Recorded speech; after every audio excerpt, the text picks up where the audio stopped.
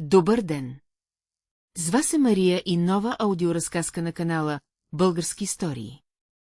Никола Петров се събуждаше в 5 часа сутринта. Не заради будилника, въпреки че винаги слагаше будилника за 5 часа и 2 минути, за всеки случай.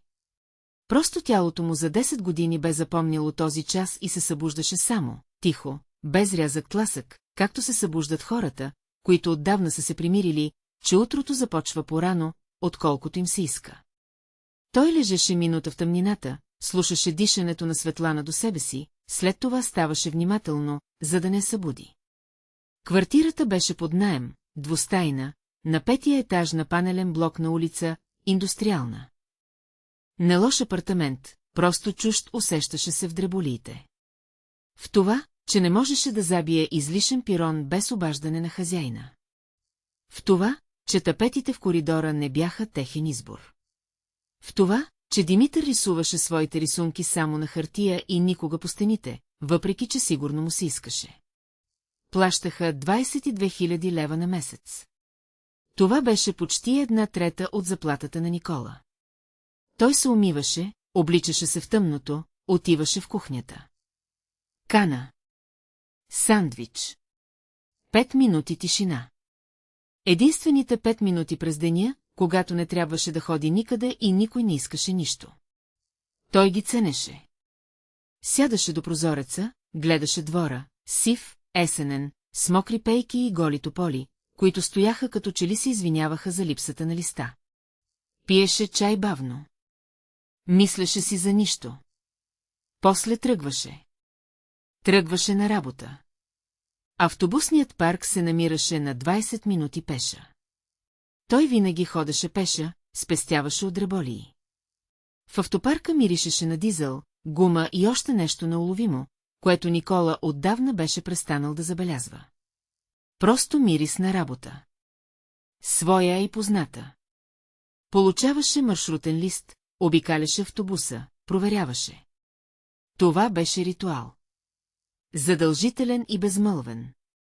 После сядаше зад волана. Маршрут номер 7. Той го знаеше, както се знае пътят към вкъщи, без да мисли, с тялото си. Всеки завой, всеки светофар, всеки участък, където пътят лековато се спуска и автобусът трябва да се придържа. 22 спирки от крайната до крайната. 40 минути в едната посока, без задръствания. С задръствания, както стане. Сутрин задръстванията бяха на улица Софийска и на моста. Това той знаеше и го взимаше предвид. Пътниците бяха различни. Сутрин предимно работници и такива, които отиват в центъра по работа. Намусени, мълчаливи, всеки в телефона си или в своите мисли. Никола не ги безпокоеше. Отваряше вратите, затваряше вратите, обявяваше спирките, караше. Това беше неговата работа. И той я вършеше без излишни движения. Колегите в автопарка се разделяха на 2 типа. Едните се отнасяха към пътниците като към товар. Качи, закара, свали. Нито добро, нито лошо. Просто функция. Другите се ядосваха. На тези, които не прилагат картата веднага. На тези, които питат очевидното. На тези, които влизат през задните врати. Никола не беше нито едните, нито другите. Той просто караше. Хората се качваха, хората слизаха. Градът преминаваше за стъклото. Есенен, влажен, жив съпругата му Светлана работеше в училищния стол. От 7 до 3, после взимаше Димитър от 2 клас. Димитър беше тихо момче с големи уши и сериозен поглед. В баща си, казваше Светлана. Никола не спореше. Вечер вечеряха заедно. Това беше правило, което спазваха, колкото можеха. Никола се прибираше вкъщи около 7. Светлана вече беше сложила на масата. Димитър седеше над уроците. Сядаха 3. Говореха за деня. Понякога гледаха нещо по телевизора. Понякога просто седяха в кухнята. Живееха скромно. Тази дума е по-точна от други. Не бедно, но без резерв. Заплатата на Никола. Заплатата на Светлана. Наем, храна. Димитровата футболна секция. 30 минути седмично. Най-евтиното, което намериха. Да спестяват не им се получаваше. Всеки път, когато спестяваха нещо, се появяваше нещо неочаквано. Или обувки на Димитър. Или ремонт у майката на Светлана. Или колата имаше нужда. Старата деветка стоеше в двора и изискваше внимание веднъж на няколко месеца. За собствено жилище говореха понякога. Вечер. Тихо. С онази особена предпазлива интонация, с която говорят за това, в което искат да вярват, но се страхуват да не го урочасат. Ипотеката беше страшна дума. Никола смяташе понякога. На лист, смолив. После да го изхвърли и да не се разстройва. Първоначална вноска. Месечна вноска. Колко години? Цифрите не се събираха в нищо утешително. Той изхвърляше листа и тръгваше на следващата смяна. На 1 октомври 2021 година на спирка, поща в автобуса влезе възрастна жена. Никола я видя в огледалото за обратно виждане. Нисък ръст, в тъмно пълто, с карирана мрежа. Вървеше към предните врати бавно, но уверено. Не се влачеше. Просто се движеше в своя ритъм. Качи се по стъпалата. Спри до валидатора. Потупа в джоба на пълтото. Дълго. После вдигна глава и погледна Никола. Право, без заигравка. С онова спокойно изражение, каквото бива при хората, свикнали да гледат живота в очите без излишни думи. Нищо не каза. Просто гледаше. Никола я гледа секунда. После кимна към салона. Късо, едва забележимо. Минете. Възрастната жена кимна в отговор. Също тъй късо. Без благодарности. Без усмивка. Мина. Седна на първото място до шофьорската кабина. Сложи мрежата на коленете си. Загледа се през прозореца. Никола затвори вратите и потегли. Зад прозореца плуваше октомврийският град. Мокър асфалт. Жълти дървета. Хора с вдигнати яки. Пътниците седяха всеки своето. Автобусът бръмчеше равномерно. Светофарът на улица Васил Левски светеше червено. Никола намали. Почака. Продължи. След 7 спирки възрастната жена стана. Мина към изхода. Бавно. С мрежата. При вратите се обърна за секунда. Не към него. Просто насам. После слезе. Вратите се затвориха. Никола продължи. Не мислеше за нея. Просто караше. Следваща спирка. Следващ светофар. Следващ пътник. Денят вървеше по своя път. Всичко беше както обикновено. Тогава не знаеше, че тя ще се качи отново. Утре. И в други ден. И 300 дни подред след това. Тя се появи на следващия ден. Същата спирка. Поща. Същото време. 8 часа и 40 минути сутринта. Тъмно пълто. Карирана мрежа. Спри до валидатора. Потупа в джоба. Вдигна очи към Никола. Той кимна. Тя кимна. Мина на своето място. Първото място зад кабината. До прозореца. След 7 спирки слезе. На 3-я ден всичко се повтори дословно. На 4-я също. В края на първата седмица Никола усети, че забавя пред поща малко порано. Навик. Тялото запомни порано от главата. Не мислеше за това нарочно. Просто така ставаше. Октомври наближаваше края. Дърветата окапаха. Утрото стана потъмно. Пътниците се загръщаха. Дишаха в шаловете. Влизаха от студа. И веднага се хващаха за перилата. Баба Зина влизаше също. Невървеливо. С мрежата. Не в телефон. В прозореца. С това се различаваше от другите. Повечето пътници гледаха в екраните. Тя гледаше улицата. Къщите. Хората. Дърветата. Гледаше внимателно, както гледат тези, на които им е интересен светът отвън. Никола забелязваше това с крайчеца на окото си. В огледалото. Между светофарите. През ноември започна да забелязва друго. Мрежата беше една и съща. Карирана. Синьо с червено. Поистрита по ъглите. Отвътре приблизително същото. Питка хляб. Нещо в плик. Понякога кефир. Оскъден набор. Скромен. Палтото едно. През зимата добави сив шал върху яката. Ръкавици. Кърпени ръкавици. Това не беше показ на бедност. Това е, когато кърпиш, защото нямаш нови.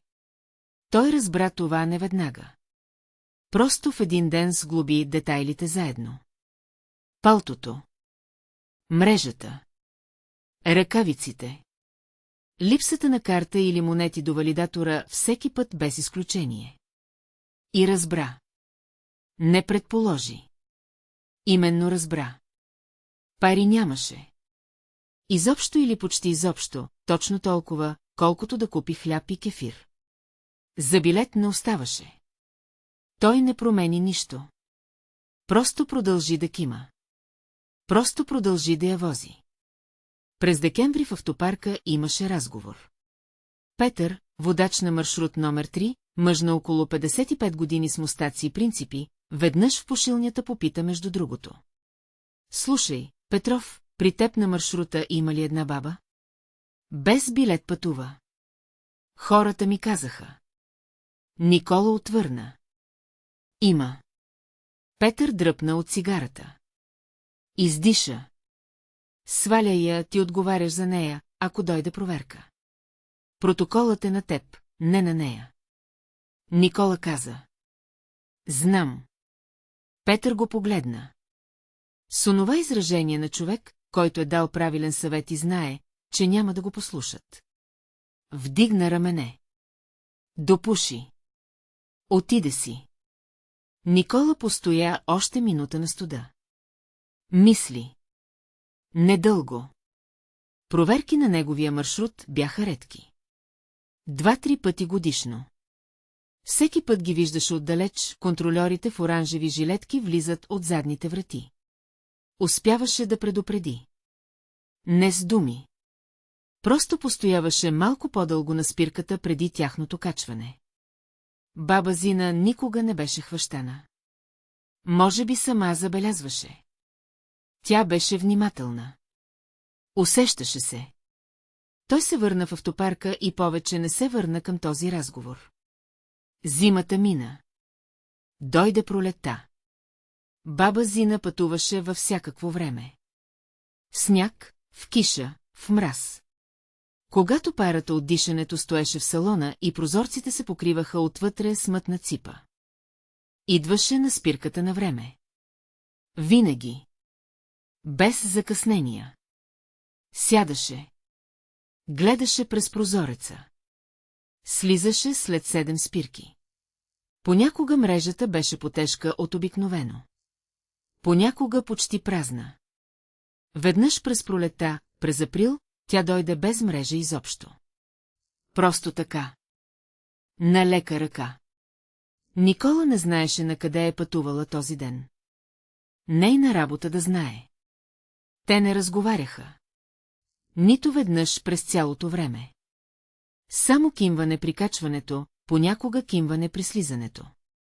Това беше достатъчно. Никола не чувстваше нужда от думи. Маршрутът беше неговото пространство. И в това пространство мълчанието беше нормално. Хората пътуват. Мислят си за своето. Слизат. Той вози. Но с нея мълчанието беше друго. Не празно. Плътно.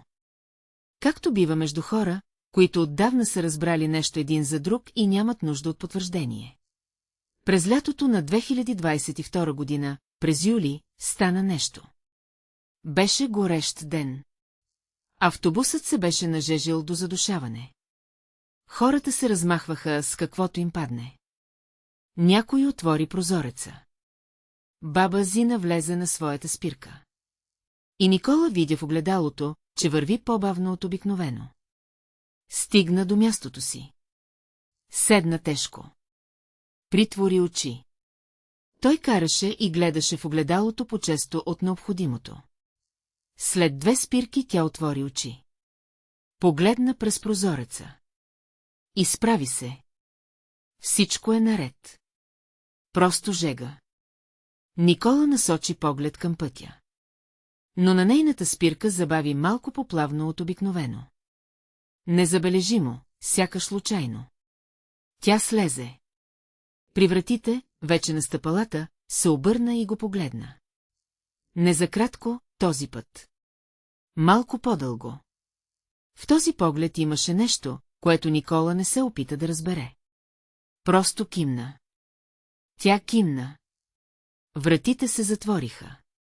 През есента на 2022 година, година след първото пътуване, той хвана себе си в странна мисъл.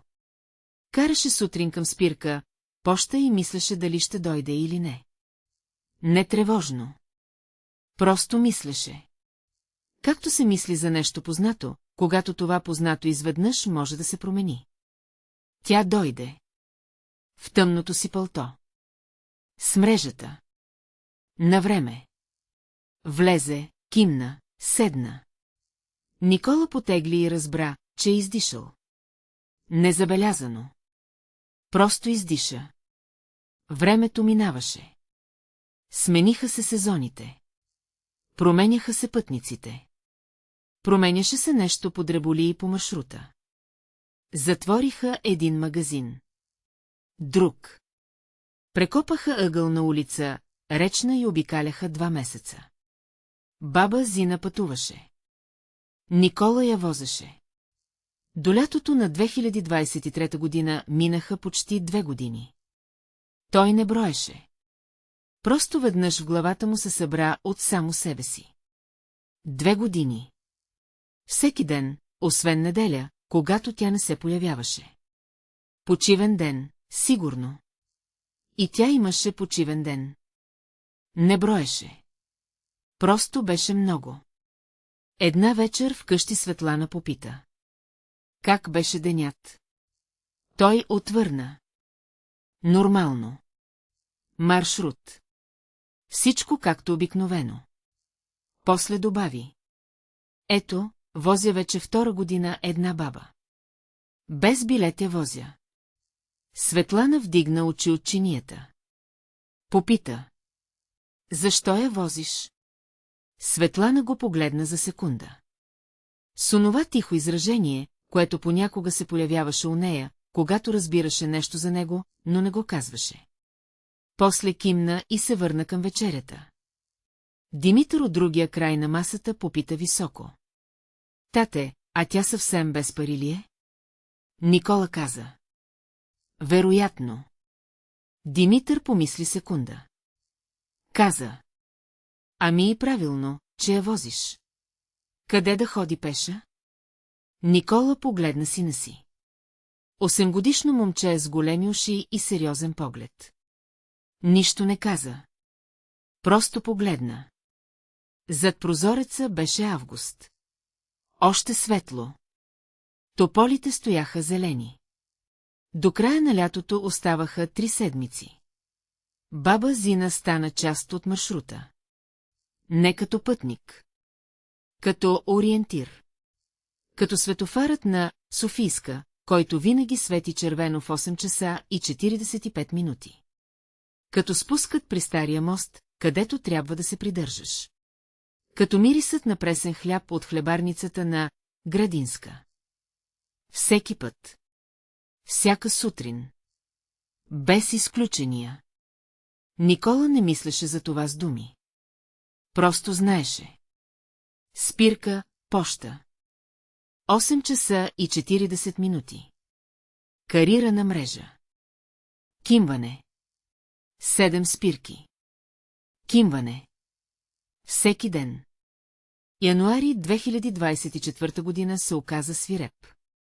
Студовете дойдоха след Нова година рязко, без предупреждение, както идва всичко неприятно. Градът се покри с бяло. Пътищата заледяха. Автобусите вървяха със закъснение. Никола излизаше с половин час порано от обикновено. Маршрутът в такова време изискваше друго внимание, друга предпазливост. Спираше поплавно. Държеше дистанция. На завоите намаляваше скоростта предварително. Баба Зина идваше в мраз, също както идваше в жега. Навреме. В тъмното си пълто, със сивия шал, увит на 2 оборота, и в тъмни вълнени ръкавици върху кърпените. Мрежата беше по-лека през зимата. По-малко продукти или същите, но по-малко. Тя се качваше по стъпалата по-бавно, отколкото през лятото. Мразът си личеше в движенията, в това как се държеше за перилата. Но идваше. Никола забавяше поплавно в тези дни. Стъпалата бяха хлъзгави. Това го виждаше. В средата на януари тя не дойде. Първия ден Никола не мисли за това. Какво толкова, студено, може да се е разболяла, може би този ден не е трябвало да ходи никъде. Продължи. Маршрутът си вървеше. Вечер вкъщи вечеря. Говори с Димитър за училище. Направи нещо със Светлана. Обикновена вечер. На втория ден спирка, поща, 8 часа и 40 минути. Никой в тъмно пълто. Постоя малко по-дълго от обикновено. Секунди 3, не повече. После затвори вратите и продължи. На третия ден хвана себе си, че забавя пред поща още преди спирката, порано от нужното. Никой. Той продължи и мислеше. Без тревога. Просто мислеше.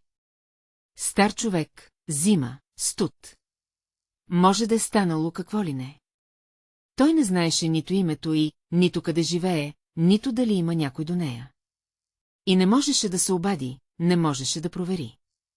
Просто караше и не знаеше. На четвъртия ден тя се появи. Никола я видя отдалеч. Стоеше на спирката в своето пълто с мрежата. Той забави, отвори вратите. Тя се качи. По-бавно от обикновено. Забележимо по-бавно. Хвана се за перилата с 2 ръце, там където порано седна. Мина до мястото си. Седна. Никола гледаше в огледалото. Беше се променила. За 4 дни, в които я нямаше, или просто сега той гледаше повнимателно. Лицето посиво. Движенията предпазливи, както човек, който го боли и се опитва да се движи така, че да не закачи онова нещо. Мрежата днес беше съвсем лека. Хляб и нещо дребно. Той потегли. Маршрутът вървеше. След 7 спирки тя стана, мина към изхода бавно, държейки се за облегалките на седалките, което преди не правеше, и слезе. Никола отвори вратите, задържи ги малко, със секунда по-дълго, за да може тя да слезе без бързане. Тя слезе. Обърна се. Погледна го не за кратко, не както обикновено, дълго, спокойно, с онова изражение, няколко секунди, докато автобусът стоеше. После кимна. Той кимна в отговор. Затвори вратите. Продължи. Следващите 2 седмици тя пътуваше. През ден, понякога през 2. Не всяка сутрин, както преди. Никола забелязваше пропуските, не правеше заключения, просто забелязваше. Държеше вратите малко по-дълго. Нищо ново, просто малко повече внимание отпреди. В един от февруарските дни тя влезе с празна мрежа. Съвсем празна. Не лека, а именно празна, сгъната на 4 и притисната в ръката. Мина до мястото си. Седна. Гледаше през прозореца, както винаги, внимателно, към улицата, хората, къщите. Зад прозореца беше сивият февруарски град. Сняг. Фенерите още не бяха изгасени, въпреки че се беше разсъмнало. Редки минувачи. Никола караше и мислеше. Накъде отива с празна мрежа? Може би при някого? Може би просто така? Просто да се повози. След 7 спирки тя стана. При вратите се забави по-дълго от обикновено. Стоеше, държейки се за перилата, гледаше улицата през стъклото на вратите. После се обърна не към него, а някъде в салона, сякаш гледаше целия автобус наведнъж. Перилата, седалките, прозорците. После към него. В огледалото. Секунда. 2. Тя кимна. Бавно. С някаква особена тежест. Не като обикновеното кимване при слизане, а по-различно.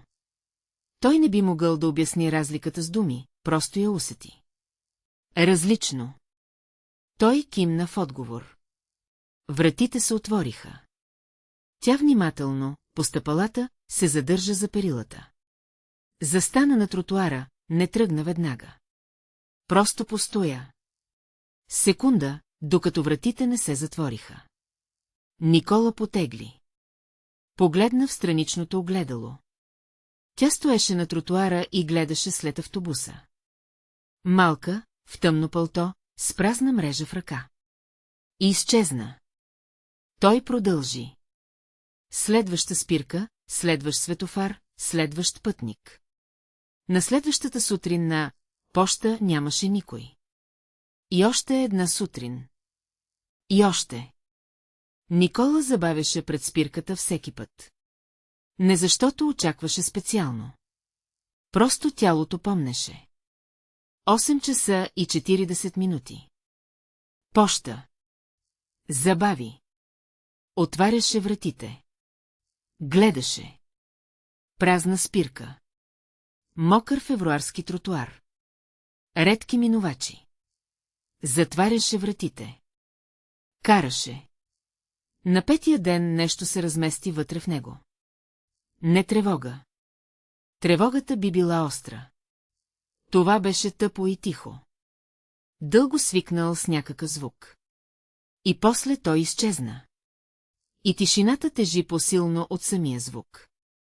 Той не знаеше нищо. Нито име. Нито адрес. Нито какво е с нея. Просто знаеше, че 3 години всяка сутрин спирка, поща, тъмно пълто. И сега го няма. Вечерта седеше в кухнята. Светлана попита. Случи ли се нещо?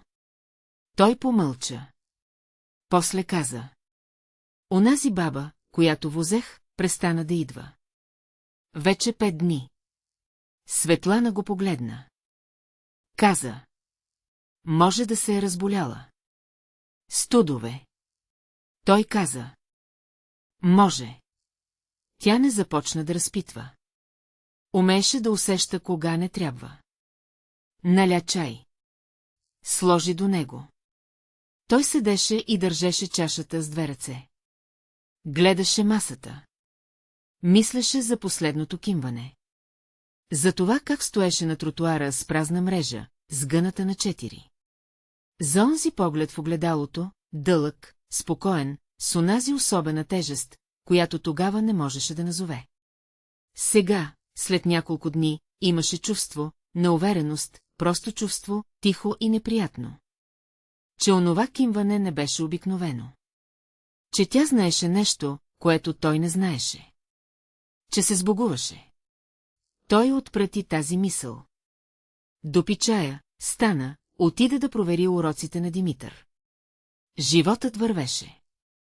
Вечеря, вечер, утре пак в 5 часа, пак маршрут. Просто баба Зина вече не идваше. И спирка, поща стана просто спирка. Обаждането дойде сряда. В началото на март. Никола беше в автопарка. Предаваше маршрутния лист след втория курс. Стоеше до прозорчето на диспетчерската. Диспетчерката Валя, жена на около 40, с уморен глас и навик да говори бързо, каза, без да вдига очи от книжата. Петров, Стоянов те вика. Иди. Никола се очуди. Стоянов, началникът на автопарка, викаше водачи по-отделно, но по две причини. Или нещо с колата, или нещо с оплакване. Той мина по коридора, почука, влезе. Стоянов седеше зад бюрото. Възрастен мъж с червено лице и навик да гледа над очилата. Посочи стол. Никола седна. Стоянов каза без увод. Обадиха ти се. Нотариус Елена Стоянова.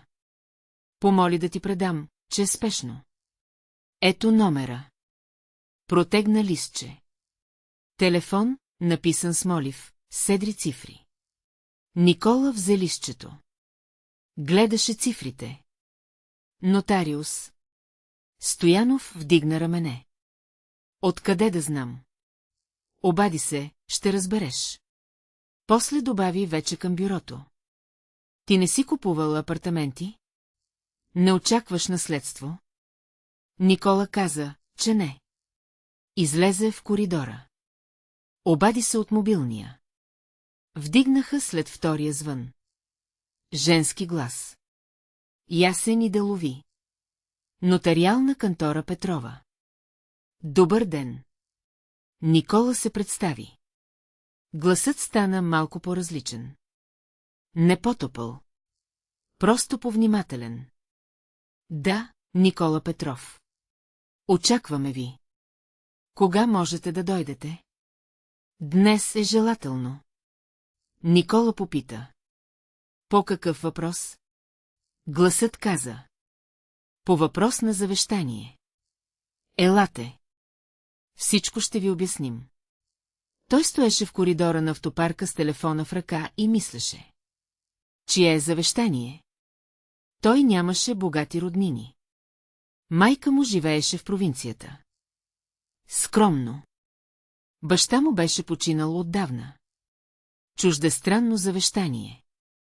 Не можеше да има отношение към чуждо завещание. Не намери отговор. Отиде след смяната. Нотариалната кантора се намираше в центъра, стара сграда с високи тавани и дървени врати, които се отваряха с усилие. Никола влезе. Представи се на рецепцията. Почака около 10 минути на стол до стената. Четеше табла с юридически текстове. Не разбираше нищо. Гледаше часовника. Поканиха го в кабинета. Нотариус Елена Стоянова се оказа жена на около 50, строга на вид, с очила с тънка рамка, с папка на масата. Предложи да седне, поиска документи. Той беше донесъл паспорта за всеки случай. Тя свери, кимна, сложи паспорта на масата. После каза равно, както се говори онова, което е казано вече много пъти. Никола Петров, вие сте наследник по завещание на гражданката Зинаида Соловйова. Завещанието е съставено през август миналата година, заверено от мен. Зинаида Соловйова почина на 22 февруари. Съгласно завещанието, на вас преминава апартамент на адрес улица Христо Ботев номер 8, апартамент 14. Никола слушаше. После каза тихо. Соловйова, Зинаида. Нотариусът го погледна над очилата.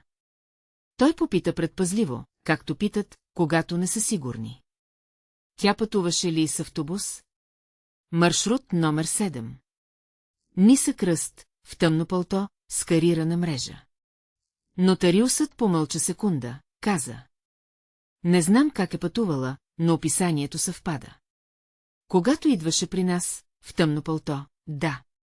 Никола седеше и гледаше масата. Зинаида Соловйова. баба Зина. Той не знаеше името и 3 години. Просто баба Зина на ум, без име. Оказва се, Зинаида Соловйова е починала на 22 февруари. Това беше на следващия ден след последното й пътуване.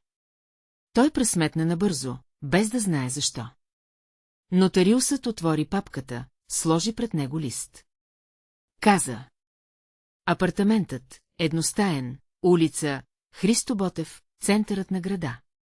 Поръчахме оценка. Пазарната стойност е около 5 милиона лева. Трябва да приемете наследството в срок от 6 месеца. Ето списъка с необходимите документи. Трябва да приемете.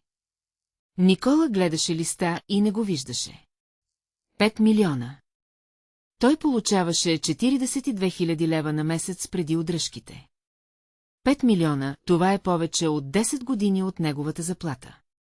Това е апартамент в центъра, едностаен, улица Христо Ботев. Там има хубави сгради, стари, с високи тавани. Той беше минавал по този маршрут. Вдигна очи към нотариуса, попита. Защо аз? Ние дори не разговаряхме никога. Просто я возих. Без билет. 3 години я возих. Нотариусът го гледаше внимателно. Без изненада. Виждала бе, сигурно, всякакво през годините. Каза несилно. В завещанието има обяснение. Зинаида Соловйова написа на ръка. Запазихме го както е, искате ли да прочетете? Той кимна. Нотариусът извади от папката отделен лист, тънък, в линийка, изписан от ръка. Почеркът беше старчески, но четлив, едър, с натиск, както пишат хората, учили се да пишат още когато това е било сериозно дело. Никола взе листа. Четеше бавно. Веднъж, после още веднъж. Баба Зина пишеше просто.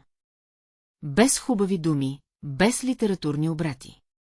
Пишеше, че 3 години е пътувала по 7-ми маршрут и водачът е возил безплатно, нито веднъж не е казал нищо лошо, нито веднъж не е повишил глас. Пишеше, че го е гледала и е виждала не съжаление, не безразличие, а нещо трето, на което не е намерила име. Пишеше, че няма близки хора, а апартаментът трябва да отиде при човек, който го е заслужил. Не с книжа и не с кръв, а с това как се държи. Пишеше, че е научила името му чрез диспетчерската. Обадила се, казала, че иска да напише благодарност на водача от 7-ми маршрут. Дали и фамилията и името. В края имаше едно изречение, отделно, на нов ред, той не знаеше, че гледам. За това. Никола прочете, сложи листа на масата, седеше тихо, дълго, сигурно, защото нотариусът не бързаше, просто чакаше. Зад прозореца беше март, сив и мокър. По стъклото течеше дъжд. Някъде в коридора говореха полугласно. Той мислеше за това, че 3 години всяка сутрин, всяко кимване, всяко плавно спиране пред заледените стъпала, тя е виждала. Не просто е пътувала, а е виждала. Гледала е в огледалото за обратно виждане, също както той понякога е гледал нея. И е правила изводи тихо, без думи, също както той. Той не знаеше, че гледам. За това. Той взе от нотариуса списъка с документи, прибра го в джоба си. Стана. Каза благодаря. Механичният глас все още беше малко чужд, нотариусът каза, че може да звъни по всякакви въпроси. Протегна визитка. Той излезе на улицата. Постоя на стълбището под ситния дъжд, без чадър. Просто постоя. Мартенският студ, мокър тротуар. Коли. Обикновена улица в обикновен ден. Някъде зад кварталите премина автобус. Той чу познатия звук на двигателя. Не погледна натам. Извади телефона. Набра Светлана. Тя вдигна веднага. Попита веднага. Какво стана, къде си? Той каза. Всичко е наред. Ще дойда вкъщи. Ще поговорим. Тя помълча секунда. Усети нещо в гласа. Каза. Добре. Чакам. Вкъщи Димитър вече спеше. Беше почти 10. Заседяха се с нотариуса повече, отколкото си мислеше. Светлана го чакаше в кухнята. Седеше с чаша. Гледаше го, когато влезе. Той се събу. Закачи пълтото. Сложи на масата списъка с документи и визитката на нотариуса.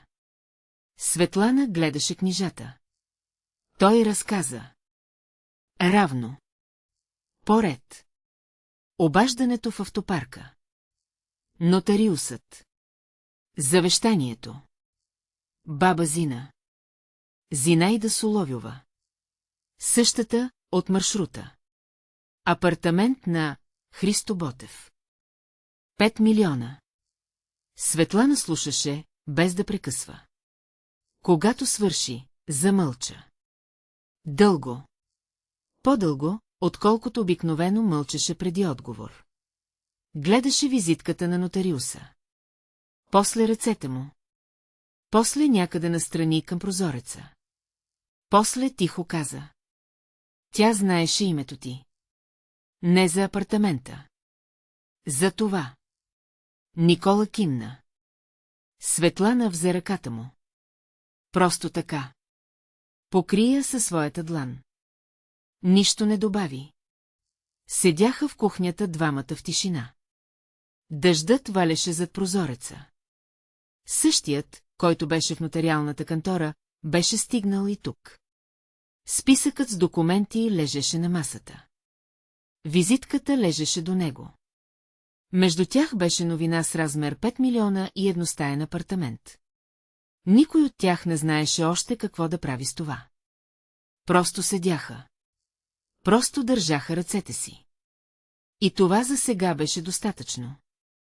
Първите дни след нотариуса преминаха тихо. Никола и Светлана не говореха много за това. Странно, но така се получи. Новината беше прекалено голяма, за да обсъждат веднага. Тя изискваше време, за да олегне, да стане реална. Вечер понякога се връщаха към нея с кратки фрази. Светлана питаше нещо за документите. Никола отговаряше. Димитър не знаеше нищо. Решиха да не му казват за сега. Не трябва детето да носи това в главата си, докато не е ясно как ще свърши. Никола продължаваше да кара по маршрута. Всяка сутрин ставане в 5, после маршрутен лист. Маршрут номер 7, 22 спирки. Спирка, поща. Той забавяше там също както беше забавил 3 години. Тялото не беше отвикнало. Просто сега там никой не се качваше. В средата на март той събра документите и ги занесе на нотариуса. Паспорт, заявление за приемане на наследството, всичко по списъка. Тя прие книжата, каза, че срокът е 6 месеца за оформянето, ще се обадят, когато е готово. Никола кимна и излезе. Всичко вървеше. С книжа, бавно, както вървят всички официални работи. Виктор се обади в края на март. Номерът беше непознат. Никола вдигна мъжки глас на средна възраст, делови тон с едва доловимо раздразнение под него. Представи се, Виктор Соловьов, племенник на Зинаида Соловйова. Каза, че знае за завещанието.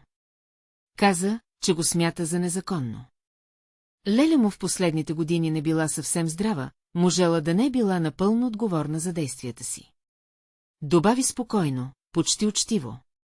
Ще оспорваме. Никола слушаше мълчаливо. Когато Виктор свърши, попита само едно. Вие посещавахте ли я? Пауза. Кратка, но забележима. Виктор каза. Това няма отношение към делото. Никола каза. Разбрах. И затвори. Вечерта разказа на Светлана. Тя слушаше. Отначало спокойно, после лицето й стана друго, не ядосано, а съсредоточено. Тя умееше така. Когато нещо заплашваше семейството, ставаше тиха и съсредоточена. Както става пред нещо, с което ще трябва да се бори. Каза. Трябва ни адвокат. Никола каза. Скъпо е. Светлана каза. Ще намерим. Това е апартамент за 5 милиона, Колю. Адвокат намериха чрез познати. Млад мъж на име Антон. Ефтин, но компетентен, казваха. Той дойде, прегледа документите и слуша. Каза. Завещанието е съставено правилно. Заверено от нотариус. През август миналата година. 6 месеца преди смъртта. Нотариусът е бил длъжен да провери дееспособността при съставяне. Това е силна позиция. Но роднините могат да поискат психиатрична експертиза. Ако намерят основания. Съдът ще бъде. Най-вероятно. Съдът започна през май. Виктор Соловьов дойде със съпругата си и с адвокат. Човек в хубав костюм, с папка и професионален вид. Никола ги видя в коридора на съда. Те не се поздравиха. Виктор гледаше покрай него. Съпругата гледаше в телефона. Адвокатът гледаше Антон с онова изражение, с което се гледа противник, когото още не са преценили. Първото заседание беше кратко. Формалности. Отлагане за юни. Никола излезе от сградата на съда на улица Майска и мислеше, че всичко това е много далеч от автобуса и маршрута. Че преди 3 години той просто кимна на ниската възрастна жена до валидатора. А сега стои пред съда в центъра на града и чака заседание. Животът правеше странни обрати. Без предупреждение. Без логика. На Светлана каза вечер. Не се тревожи. Антон казва, че позицията е силна. Светлана каза. Не се тревожа. Ядосвам се. Той попита. На кого? А тя отвърна. На човека, който не идваше 3 години, а сега дойде за апартамента. Никола не отговори. Мислеше същото. Просто не го каза на глас. Юни донесе второто заседание. Виктор чрез адвоката заяви искане за посмъртна психиатрична експертиза. Да се изискат медицинските документи на баба Зина, твърдейки, че е била недееспособна. Съдията уважи искането. Назначи експертиза. Отлагане за август. Антон каза след заседанието. Това е стандартна тактика. Забавят времето, оказват психологически натиск. Документите на баба Зина, най-вероятно, са чисти. Ще видим. Никола кимна. Отида на следващата смяна. Лятото вървеше. Димитър замина при баба си в провинцията за юли. Светланина майка го взе за ваканция. В апартамента стана по-тихо. Никола ставаше в 5. Караше по маршрута. Прибираше се. Вечеря със Светлана. Понякога говореха за съда. По-често за друго. За Димитър. За работа. За дребни битови грижи. Какво да купят, какво да поправят. Кога да отидат през август, ако успеят. Животът си вървеше. Но някъде на ръба на всеки ден стоеше очакването. Просто да чакат, докато августовското заседание не подреди всичко. Експертизата дойде в края на юли. Антон се обади, прочете накратко. Според медицинските документи на Зинаида Соловьова не са регистрирани психиатрични диагнози. Не е била на отчет. Дееспособността не е била ограничавана. Заключението на експертите, в момента на съставяне на завещанието е била напълно дееспособна. Никола слушаше и усещаше как нещо вътре леко се отпуска. Онова напрежение, което живееше на заден план през всички тези месеци и към което вече беше свикнал. Антон каза. На последното заседание трябва да има решение. Най-вероятно във ваша полза. Но това е съд, гаранции няма. Елате. Последното заседание беше насрочено за 3 август. Предната вечер Никола не спа дълго. Лежеше в тъмното, слушаше равномерното дишане на Светлана, гледаше тавана. Мислеше не за апартамента. За баба Зина. За това, че тя през август миналата година, 6 месеца преди смъртта, знаейки вече, сигурно, че краят наближава, е дошла при нотариуса и е написала на ръка онова писмо. Акуратен едър почерк с натиск. Той не знаеше, че гледам. Затова тя мислеше за това предварително. Готвеше се. Научи името му чрез диспетчерската. Обади се. Каза за благодарност. Записа фамилията. Всичко направи сама. Тихо. Без нечия помощ. Както правеше, сигурно, всичко в живота си. Самотна жена в тъмно пълто, която 3 години пътуваше по 7 маршрут и гледаше водача в огледалото за обратно виждане. Той така и не научи почти нищо за нея. Къде е работила? Как е живяла? Защо сама? Само името сега знаеше. Зинаида Соловйова. И почеркът едър, с натиск. И последното кимване пред вратите на автобуса във февруарската сутрин. Сутринта на 3 август. 5 часа. Кана, сандвич, автопарк. Маршрут номер 7. 22 спирки. В 8 часа и 40 минути спирка, поща. Той забави. Както винаги, тялото помнеше. Отвори вратите. Празна спирка. Мокър августовски тротуар. Редки минувачи. Затвори вратите. Продължи. Вечерта съдът. В 2 часа след обед. Никола взе отпуск.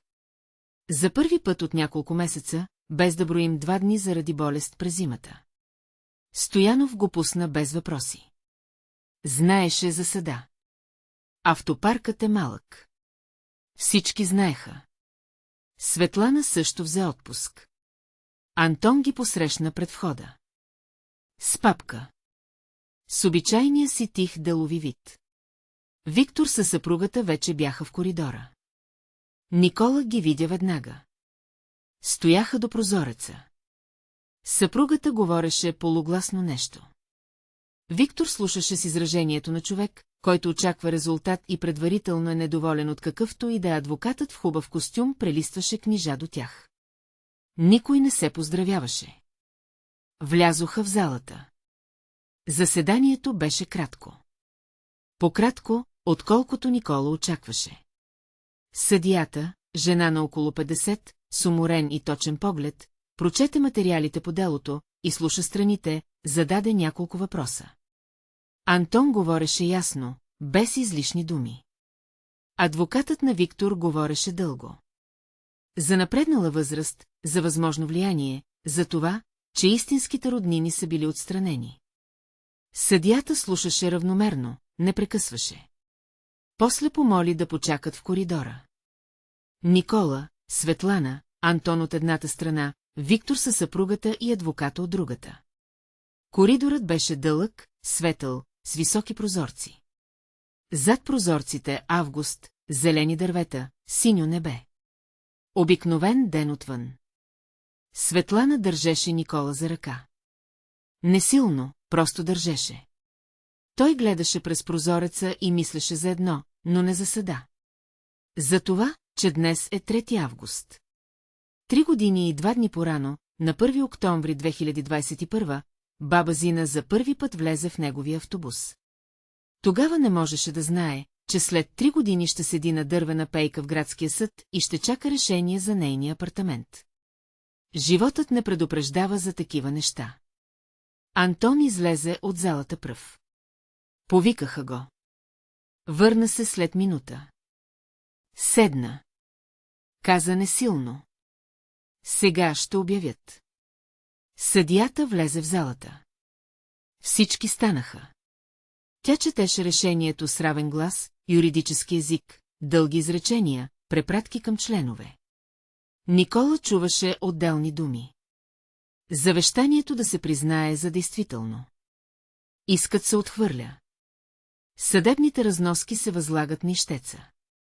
Антон до него кимна. Едва забележимо. За себе си. После всички станаха отново. Съдията излезе. Виктор не гледаше Никола. Съпругата гледаше. Късо. С онова изражение, което трудно се нарича с една дума. Нито гняв, нито обида. Нещо посложно. Адвокатът събираше книжата деловито, без емоции. Те излязоха от залата първи. Бързо. Без да се обръщат. Антон стисна ръката на Никола. Каза. Поздравления. Всичко е както трябва. Никола кимна. Светлана го прегърна. Още там, в залата. Без да чака коридора. Силно и кратко. Той постоя секунда с ръце покрай тялото си. После прегърна в отговор. Навън беше топло. Истинско августовско топло. Гъсто. С мирис на нагрят асфалт и някъде цветя. Вървяха в центъра на града. Антон говореше за следващите стъпки. Документи. Регистрация. Никола слушаше. Кимваше. Запомняше. Светлана държеше бележник и записваше. Прибраха се мълчаливо. Хубаво мълчание. Без тежест. Ключовете дадоха в края на август. Нотариусът се обади. Каза, елате, Никола дойде сам. Светлана предложи заедно. Той каза, първия път искам сам, тя разбра. Не се обиди. Просто каза, после ще ми разкажеш, той взе ключовете. Обикновена връзка. 2 ключа на Халка. Отида на улица Христо Ботев номер 8. Сградата беше стара. Сталинка. 5 етажа. Тухла. Високи арочни прозорци. Всеки ден по маршрута. Виждал стотици пъти. И не мислял за нея нищо особено. Просто сграда на Христо Ботев. Влезе в хода. Стълбище. Дървени парапети. Изтъркани до блясък. Високи рамена. 2 етаж. Апартамент 14. Той спря пред вратата. Обикновена врата. Тъмна. Соко. Вратата се отвори. Апартаментът беше празен. Мебелите бяха изнесени. Само светли правоъгълници по тапетите там, където са стояли шкафове и диван. Миришеше на празно жилище. Малко на прах.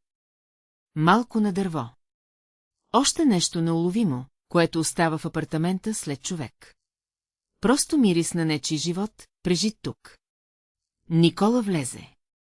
Мина през антрето. Надникна в банята.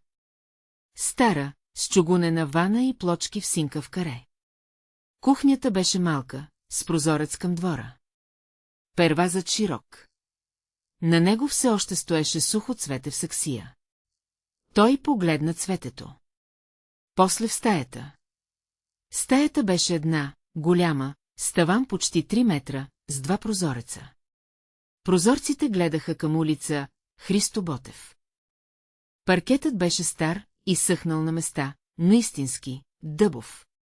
Под краката скърцаше. Той отида до прозореца. Застана. Гледаше улицата. Христо Ботев беше широка. Дървета по край тротуара, коли, хора. Точно отсреща имаше спирка. Той я гледаше и мислеше. Тук всяка сутрин спираше неговият автобус. Маршрут номер 7. Спирка. Той прочете името на табелката. Улица Христо Ботев. Не, поща, онази беше по-нататък. Но тя се качваше на поща, значи вървяла пеша до спирката. Няколко квартала. Всеки ден пеша. После 7 спирки на неговия автобус. Той си представи това. Как излизала от този вход, вървяла по Христо Ботев, завивала към пощата. Във всякакво време, в мраз и жега, с карираната мрежа. Вървяла и знаела, че на спирката ще има автобус и в него водач, който ще кимне и няма да каже нищо лошо. Стоеше до прозореца и гледаше улицата. Мислеше за това, което не знаеше и няма да разбере сега. Как е живяла в този апартамент? От кога? Какъв живот е живяла в тези стаи? Коя е била? Работила ли е, спестявала ли е или получила някога? Защо сама? Мъж нямаше, деца нямаше, само далечен племенник, който се появил, когато станал въпрос за апартамента. Какво е мислила вечер, гледайки през този прозорец, към същата улица? Той не знаеше това. Никога няма да разбере. Знаеше само онова, което беше между тях. Маршрут, спирка, кимване. 7 спирки в тишина. 3 години. И една фраза, написана седър почерк с натиск, той не знаеше, че гледам.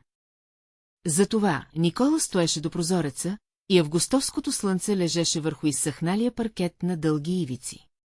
А долу вървеше улица Христо Ботев. Коли, хора, дървета. Обикновен град в обикновен ден.